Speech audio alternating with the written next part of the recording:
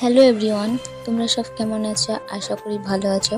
তো আজকে আমি রান্না করব মাটন।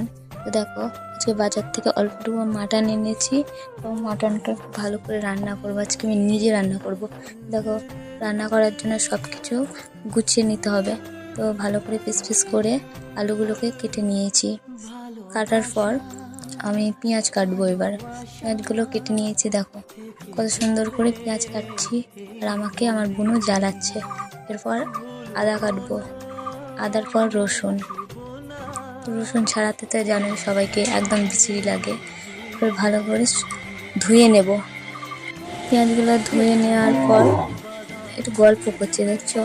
বোন আমাকে বলছে যে দিদি তুমি এত সুন্দর ভিডিও বানাও, আমাকে খুব ভালো লাগে, চলো আমি আজকে তোমার ক্যামেরায় আমিও বসবো। তাই বললাম ঠিক আছে বস। তো এগুলো সব কিছু গুছিয়ে নেওয়া হলো।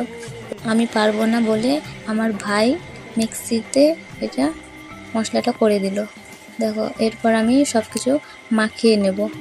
আলু, মাটন আর মশলাগুলো করে এনে দিয়েছে ভাই। তো দেখো সব কিছুই সুন্দর করে গুছিয়ে নিয়েছি আগেই, দিয়ে মশলাটাকে মাখিয়ে নেব। আমার আমার হাতটা জ্বলবে, আমার লঙ্কা ছিল না, খুব হাত জ্বলে, সেই জন্য আমি মাখাতে পারলাম না। তার জন্য একটু তেল দিয়ে দিলাম, লবণ দিয়ে দিলাম, এরপরে হলুদ দিয়ে দিলাম। এরপর এটাকে ভালো করে মাখিয়ে নিতে হবে। না মাখাতে পারলে তো কড়াইয়ে দিয়ে দিলাম, পারলাম না বলে। দেখো, এবার রান্নাটা ভালো করে করতে হবে, কষিয়ে কষিয়ে, কারণ এটা মাটন যদি ভালো করে রান্না না করলে আবার খেতে ভালোও লাগে না। ভালো করে একটু সুন্দর করে নাড়াচাড়া করে নিয়েছি। এরপর আমাকে ঢাকা দিয়ে দিতে হবে।